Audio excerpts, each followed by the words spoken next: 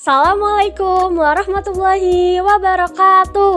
Halo Berita, halo teman-teman semua. Bagaimana nih kabarnya? Semoga sehat selalu ya. Siang-siang kayak gini, udah pada makan, udah pada sholat. Enaknya kita berdiskusi kan? Nah, pada kesempatan kali ini, kelompok 2 akan mempresentasikan materi mengenai struktur jaringan tumbuhan, parenkim, penyokong, dan vaskuler. Tapi sebelum itu, biar ilmu yang kita dapatkan menjadi berkah, lebih baik kita berdoa dulu. Berdoa dimulai.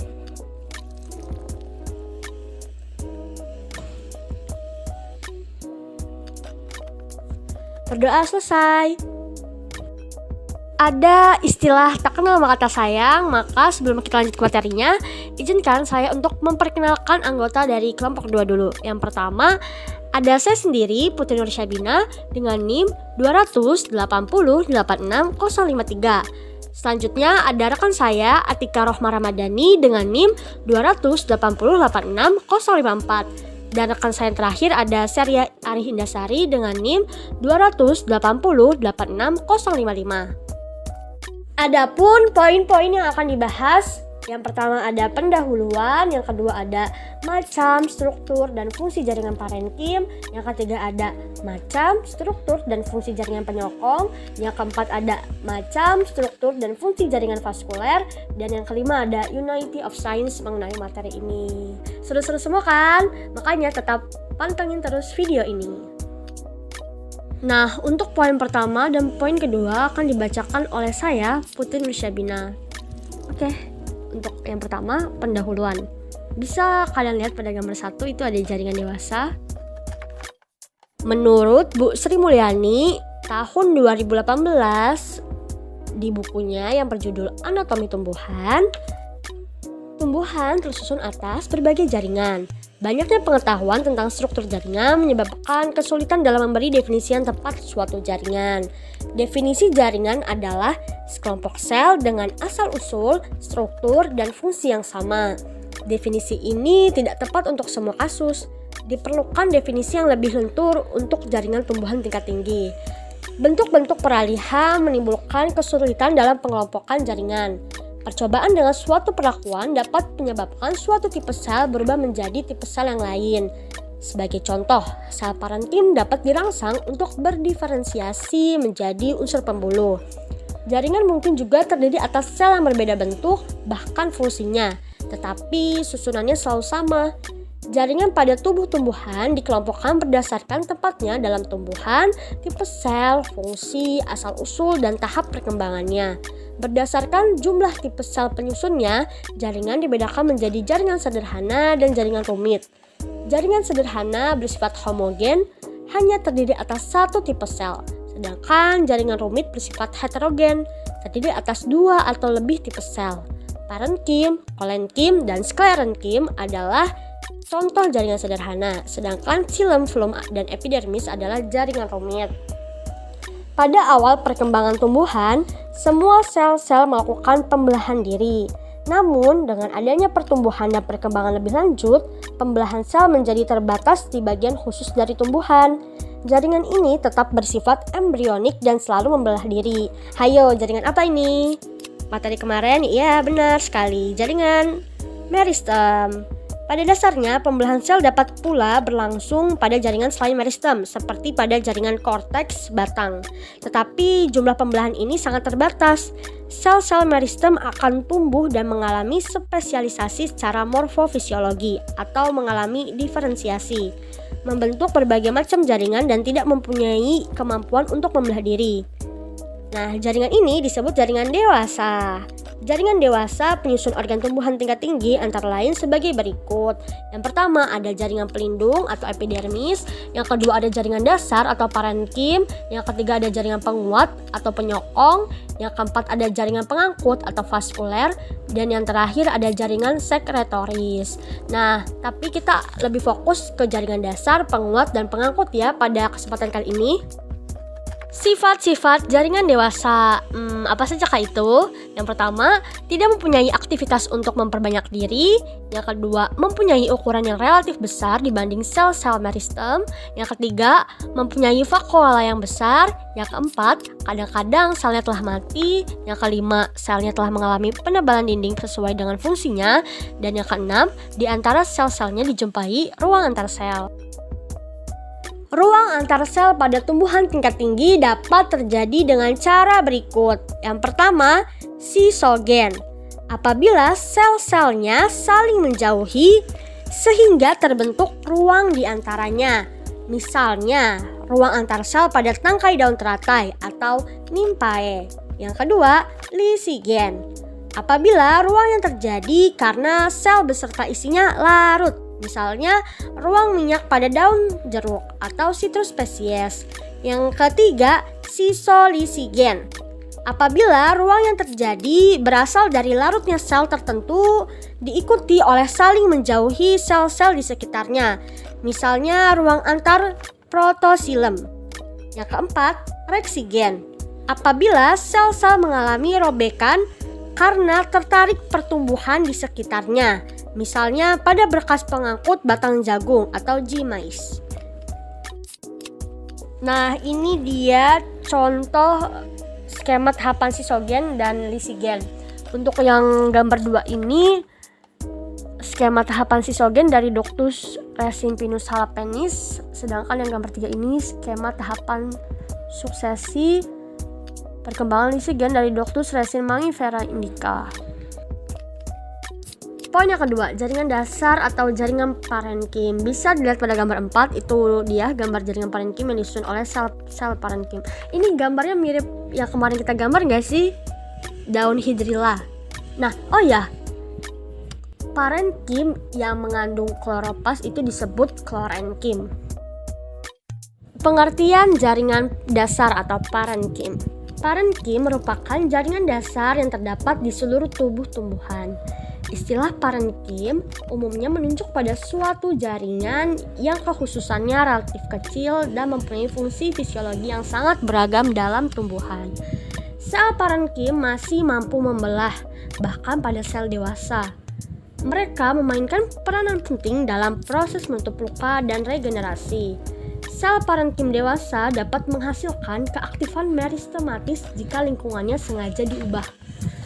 Dalam buku Bu Sri Mulyani pada tahun 2018 yang berjudul Anatomi Tumbuhan, di bukunya itu tertulis ada penelitian baru-baru ini menunjukkan bahwa sekelompok kecil sel parenkim atau bahkan suatu sel jika ditumbuhkan pada biakan media yang benar dapat menghasilkan tumbuhan yang akan berbunga dan menghasilkan biji. Secara filogenik, parenkim tubuh primer dianggap sebagai jaringan primitif karena pada tumbuhan multisel tingkat rendah hanya terdiri atas jaringan parenkim saja. Secara ontogen, parenkim dapat juga dianggap primitif karena selnya secara morfologi sama dengan sel meristem. Oh ya, kenapa sih disebut jaringan dasar? Karena memiliki peranan sebagai penyusun sebagian besar jaringan pada akar, batang, daun, buah, dan biji. Nah, kalian bisa lihat pada gambar 5, parenkim palisade, parenkim spon, dan lainnya. Letak jaringan parenkim. Jaringan parenkim ini ada di mana-mana, ada di akar, batang, daun, daging buah, endosperm, pada jaringan vaskuler dan jari-jari empulur. Struktur internal parenkim bervariasi sesuai dengan fungsinya. Contoh, sel parenkim yang berperan dalam fotosintesis, kloroplas, dan membentuk jaringan yang mengandung klorenkim, atau dalam mesofil daun, batang korteks, empulur.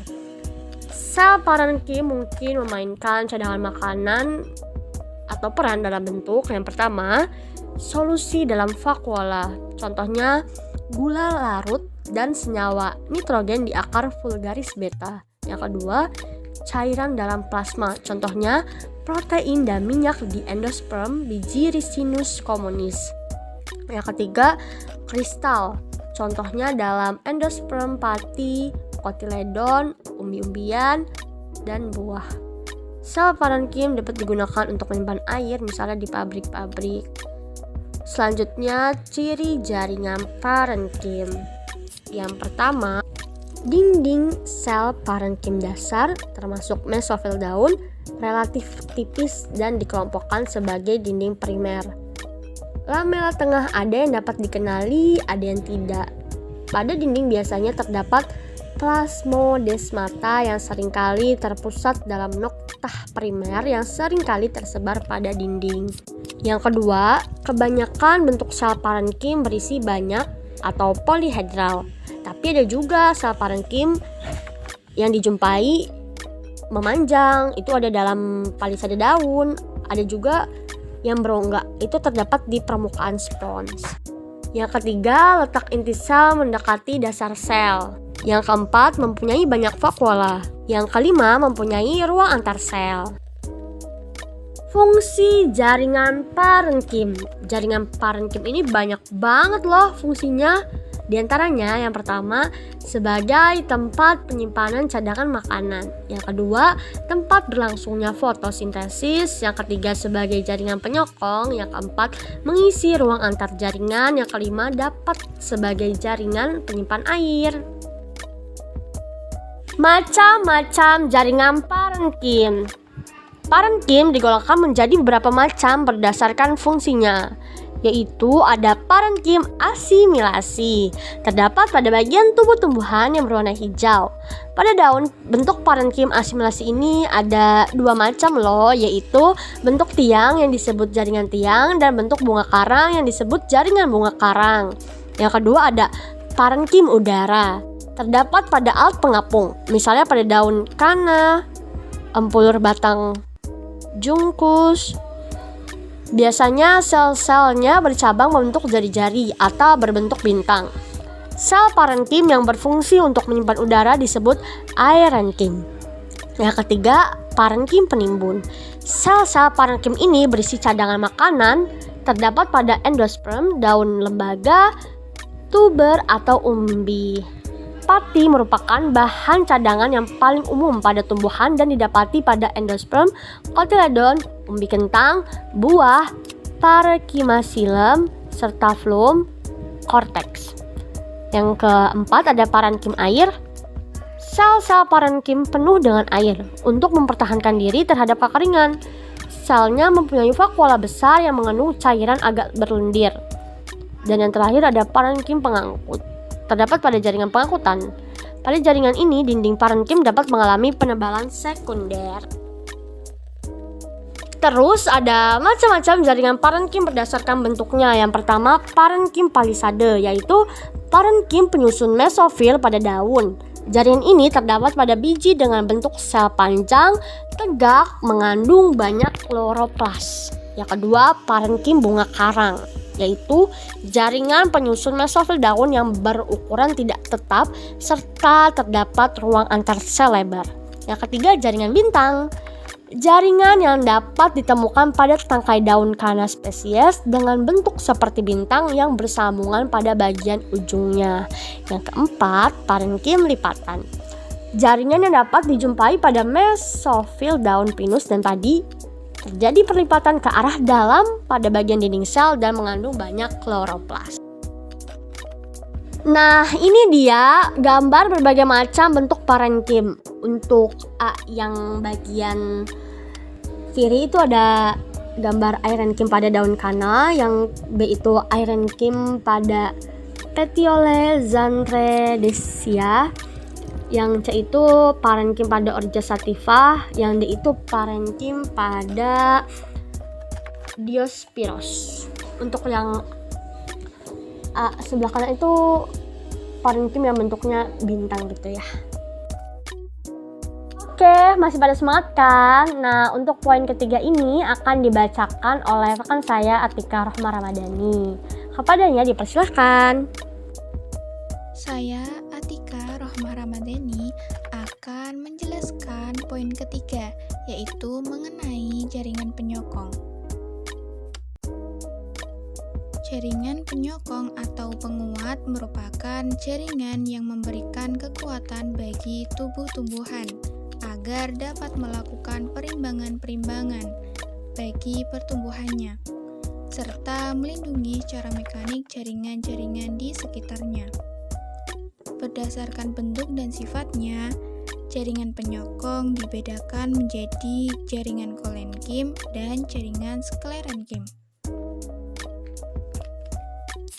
Yang pertama yaitu jaringan Colen-Kim.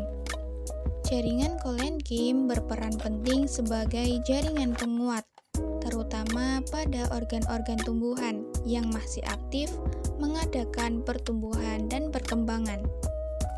Selanjutnya, ciri-ciri jaringan Colen-Kim, yaitu yang pertama, tersusun oleh sel-sel yang hidup. Yang kedua, bentuk selnya sedikit memanjang. Yang ketiga, umumnya memiliki dinding dengan penebalan yang tidak teratur. Yang keempat, Colen-Kim hanya memiliki dinding primer dan bersifat lunak serta lentur. Yang kelima, isi sel dapat mengandung kloroplas dan tanin.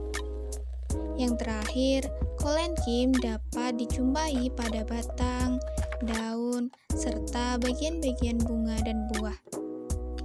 Nah, secara ontogeni, jaringan Colen-Kim berkembang dari sel-sel memanjang yang mirip prokambium dan terlihat pada tingkat awal diferensiasi meristem atau berkembang dari sel-sel isodiametris pada jaringan meristem dasar.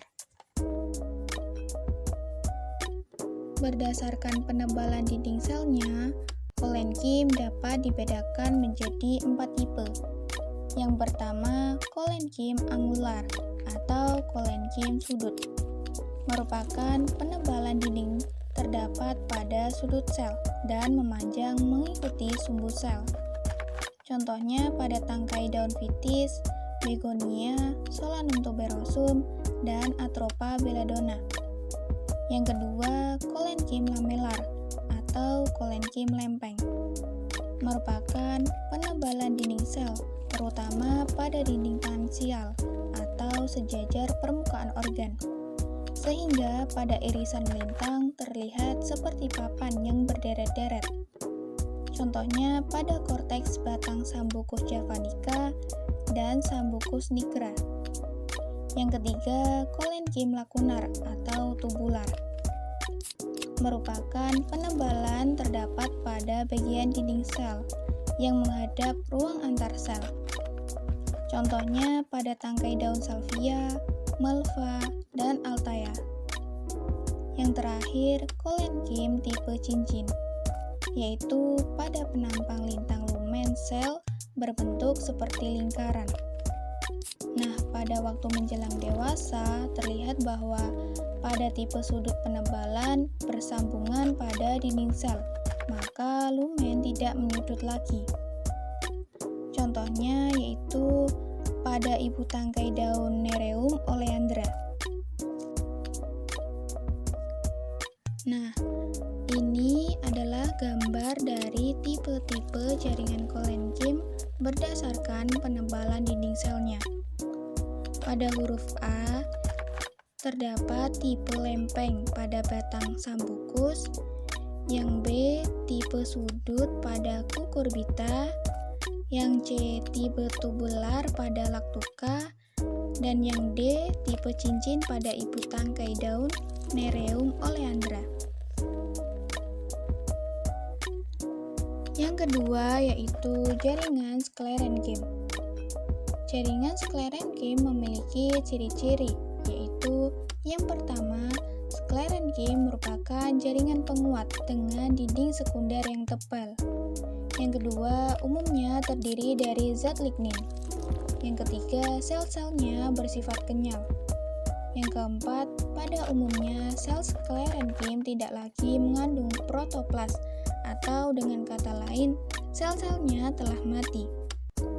Dan yang terakhir, memiliki dinding sel yang tebal, sehingga jaringan Sclerenchym hanya dijumpai pada organ tumbuhan yang tidak lagi mengadakan pertumbuhan dan perkembangan. Selanjutnya, fungsi jaringan Sclerenchym, yaitu sebagai alat untuk bertahan terhadap tekanan dari luar. kemudian untuk melindungi dan menguatkan bagian dalam sel, dan jaringan sklerenchyme ini sebagai alat penyokong. Jaringan sklerenchyme terdiri atas serabut atau serat-serat sklerenchyme dan skleroid atau sel-sel baru. Yang pertama, serabut atau serat-serat sklerenchyme. Serabut pada umumnya terdapat dalam bentuk untayan atau dalam bentuk lingkaran. Di dalam berkas pengangkut, serabut biasanya merupakan suatu seludang yang berhubungan dengan berkas pengangkut atau dalam kelompok yang tersebar di dalam silem dan flom. Berdasarkan tempatnya, serat sklerenchyme dibedakan menjadi dua, yaitu yang pertama serat silem. Serat silem apabila serat tersebut terdapat di dalam sistem jaringan silem. Dan yang kedua, serat ekstrasilem apabila serat terdapat di luar sistem jaringan silem. Nah, serat-serat sklerenchyme mempunyai ukuran antara 2 mm sampai dengan 25 cm. Serat sklerenchyme yang panjang dapat dijumpai pada agave, Hibiscus subdariva, dan Hibiscus cannabinus. Selanjutnya, ini adalah gambar dari serat pada flom Linum utitasimum. Nah, ini terdapat epidermis, korteks, juga ada serat flom dan kambium pembuluh, serta silem sekunder. Jaringan sklerenchyme yang kedua yaitu skleroid atau sel-sel baru. Skleroid terdapat dalam semua bagian tumbuhan, terutama di dalam kulit kayu, pembuluh tapis, dan dalam buah atau biji. Sel skleroid bisa dapat secara soliter sebagai idioblast atau dalam kumpulan sel dengan jumlah yang besar, bahkan pada tempurung kelapa atau Cocos nucifera. Hampir seluruhnya terdiri dari skleroid. Nah, secara ontogenis, skleroid berkembang dari sel-sel parenkim melalui penebalan sekunder dinding selnya. Berdasarkan bentuknya, skleroid dibedakan menjadi 5 macam. Yang pertama, Brachys skleroid merupakan sel batu yang bentuknya seperti insang ikan. Nah, dijumpai pada flom kulit kayu serta daging buah tertentu, seperti pir atau Pyrrhus communis. Yang kedua, makroskleroid merupakan sebutan bagi skleroid yang bentuknya seperti tongkat dan dijumpai pada kulit biji tumbuhan pada suku kacang-kacangan atau Leguminosae. Yang ketiga, osteoskleroid apabila berbentuk seperti tulang dengan ujung yang membesar dan kadang-kadang sedikit bercabang. Skleroid ini dijumpai dalam kulit biji dan kadang-kadang dalam daun Dicotyledone. Yang keempat, asteroskleroid merupakan skleroid yang bercabang-cabang, berbentuk seperti bintang dan sering terdapat pada daun. Dan yang terakhir, Ticoskleroid merupakan skleroid yang memanjang seperti benang dengan satu percabangan yang teratur. Nah, ini adalah gambar dari berbagai macam bentuk skleroid yang tadi sudah dipaparkan sebelumnya.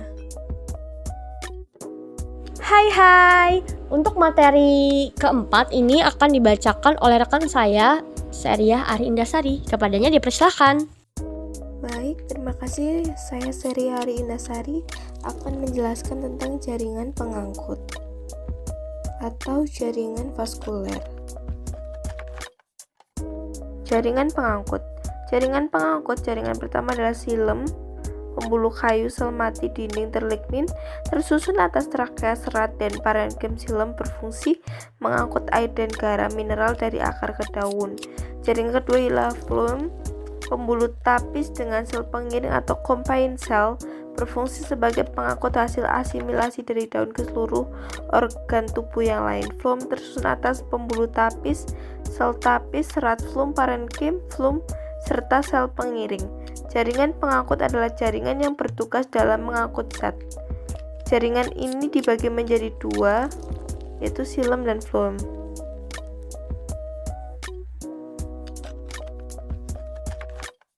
Xilem. Yang pertama ada xilem, merupakan suatu jaringan pengangkut yang kompleks terdiri dari berbagai macam bentuk sel. Pada umumnya, sel-sel penyusun xilem telah mati dengan dinding yang sangat tebal, tersusun dari zat lignin, sehingga xilem berfungsi juga sebagai jaringan penguat. Unsur-unsur xilem terdiri dari unsur trakeal, serat xilem, dan parenkim xilem. Nah, gambar yang di bawah ini adalah unsur-unsur dari xilem. A sampai F adalah pembuluh kayu, sedangkan G adalah trakeida, sedangkan bagian H adalah serabut trakeida, bagian I adalah serat libriform, bagian C dan K adalah parenkim xilem. Selanjutnya ada unsur trakeal. Unsur trakeal itu merupakan unsur yang bertugas dalam pengangkutan air beserta zat terlarut di dalamnya. Dengan sel-sel yang memanjang, tidak mengandung protoplas atau bersifat mati, dinding sel berlignin, serta mempunyai macam-macam noktah. Unsur-unsur trakeal terdiri dari dua macam sel, yaitu trakea dan trakeida. Trakea atau pembuluh kayu terdiri dari deretan sel yang tersusun memanjang dengan ujung yang berlubang dan bersambungan pada ujung dan pangkalnya. Sedangkan trakeida merupakan sel panjang dengan ujung yang runcing tanpa adanya lubang, sehingga pengangkutan melalui pasangan noktah pada ujung trakeida yang saling menimpa. Selanjutnya ada serat xilem. Serat xilem itu merupakan sel panjang dengan dinding sekunder yang biasanya berlignin. Ada dua macam serat pada tumbuhan, yakni serat trakeid dan serat libiform. Serat libiform mempunyai ukuran lebih panjang dan dinding selnya lebih tebal dibandingkan serat trakeid. Dijumpai adanya noktah sederhana pada serat libiform, sedangkan serat trakeid memiliki noktah terlindung. Kemudian ada parenkim xilem. Parenkim xilem biasanya tersusun dari sel-sel yang masih hidup, dijumpai pada xilem primer maupun xilem sekunder. Pada xilem sekunder dijumpai dua macam parenkim, yaitu parenkim kayu dan parenkim jari-jari empulur. Selanjutnya adalah floem. Floem merupakan jaringan pengangkut yang berfungsi mengangkut dan mendistribusikan zat-zat makanan hasil fotosintesis dari daun ke bagian tumbuhan yang lain. Floem tersusun dari berbagai macam bentuk sel-sel yang bersifat hidup dan mati. Unsur-unsur meliputi unsur tapis, sel pengiring, sel albumin pada gimnospermae, serat-serat floem, dan parenkim floem. Nah, seperti yang dilihat di bawah ada gambar unsur-unsur floem. Dari A sampai E yaitu penampang bujur buluh tapis, dari F sampai J merupakan penampang lintang buluh tapis, dari K, L, dan M merupakan parenkim empulur, sedangkan N adalah sel buluh tapis. Floem memiliki unsur-unsur tapis. Ciri khas dari unsur tapis adalah adanya daerah tapis di dindingnya dan inti hilang dari protoplas. Selanjutnya ada sel pengiring. Sel pengiring berhubungan erat dengan pembuluh tapis. Sel-sel pengiring biasanya merupakan untaian atau deretan yang menyerupai sel parenkim dengan sel-sel yang bersifat hidup. Sel-sel pengiring diduga berperan dalam keluar masuknya zat-zat makanan melalui pembuluh tapis. Selanjutnya ada sel albumin.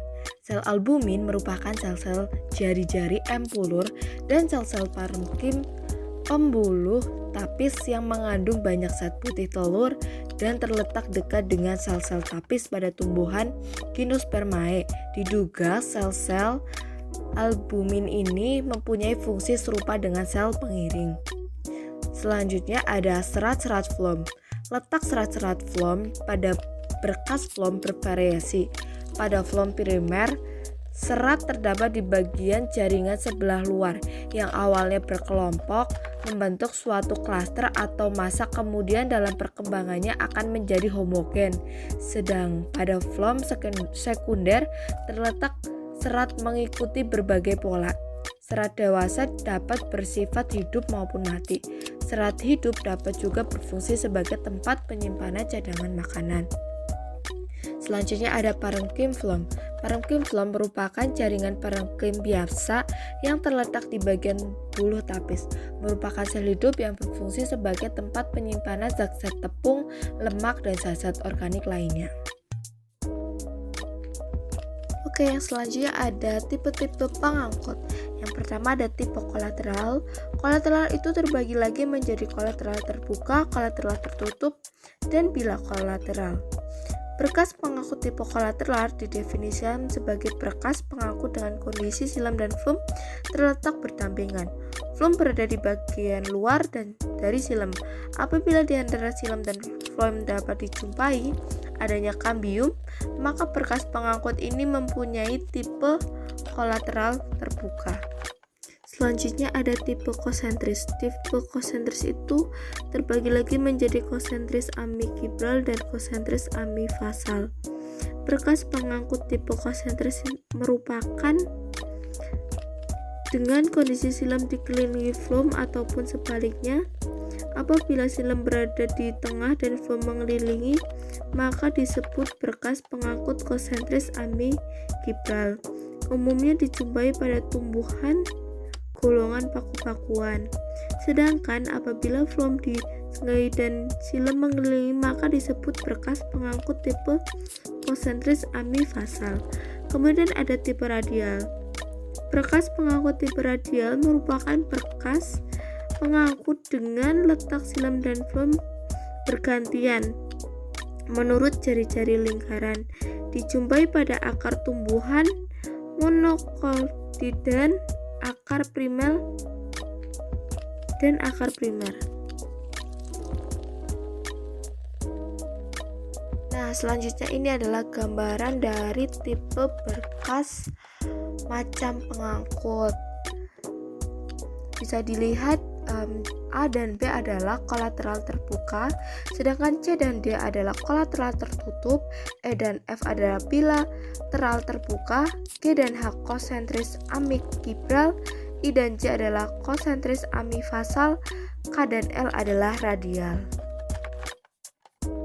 Untuk materi yang terakhir akan dibacakan oleh rekan saya Atika Rohmah Ramadhani. Kepadanya dipersilahkan. Poin kelima yaitu perwujudan UOS atau Unity of Science dalam jaringan tumbuhan yang terdapat pada Quran Surat Al-Hijr ayat 22, Quran Surat Al-Fatir ayat 27, dan Quran Surat Al-A'raf ayat 58. Yang pertama terdapat pada Quran Surat Al-Hijr ayat 22. Bismillahirrahmanirrahim. Wa arsalna riyaha lawaqi'a fa anzalna minas samaa'i ma'an fa asqaynakumuhu wa ma antum lahu bikhazinin. Yang artinya, dan kami telah meniupkan angin untuk membangunkan tumbuh-tumbuhan, dan kami turunkan hujan dari langit. Lalu kami beri minum kamu dengan air itu, dan sekali-kali bukanlah kamu yang menyimpannya.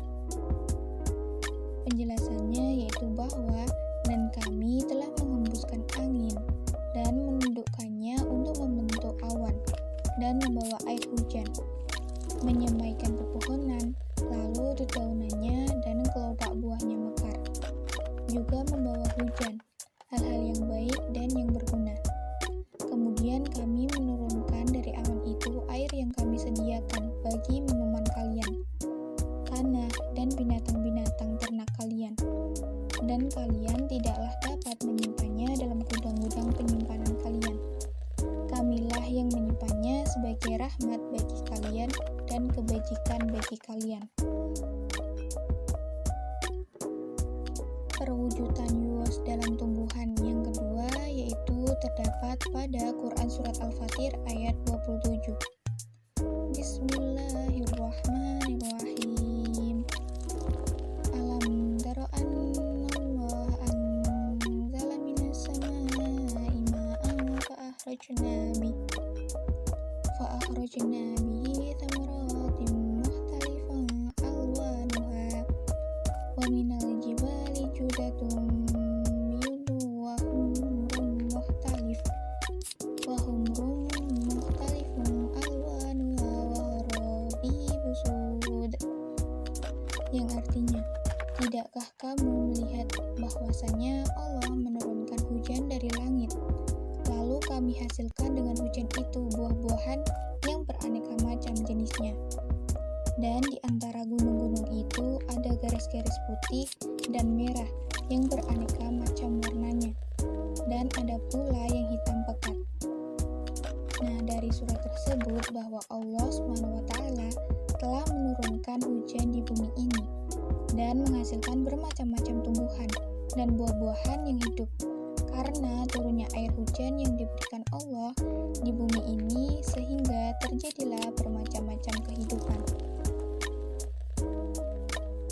Perwujudan yus dalam tumbuhan yang ketiga terdapat pada Quran Surat Al-A'raf ayat 58. Bismillahirrahmanirrahim. Wal baladu thayyibu yakhruju nabatuhu bi'idzni rabbih walladzi khabutha la yakhruju illa nakida. Kadzalika nusarriful ayati liqaumin yashkurun, yang artinya, dan tanah yang baik tanaman-tanamannya tumbuh subur dengan izin Tuhan, dan tanah yang buruk tanaman-tanamannya yang tumbuh merana. Demikianlah kami menjelaskan berulang-ulang tanda-tanda kebesaran kami bagi orang-orang yang bersyukur. Surat tersebut menjelaskan bahwa sesungguhnya Allah SWT telah memberikan tanda kebesarannya di dalam tumbuh-tumbuhan dan alam sekitar pada hambanya yang bersyukur dan hambanya yang selalu berfikir. Nah, mungkin itu saja yang dapat kelompok kedua sampaikan. Kami menyadari banyak sekali kesalahan, kekurangan dalam video kami kali ini. Tolong dimaafkan karena kekurangan datangnya dari kami dan kesempurnaan hanya datang dari Allah. Kami juga menerima kritik dan saran dari kalian semua. Jika ada pertanyaan, bisa langsung saja di WhatsApp group. Sampai jumpa di Semarang semua. Stay healthy and stay positive. Wassalamualaikum warahmatullahi wabarakatuh.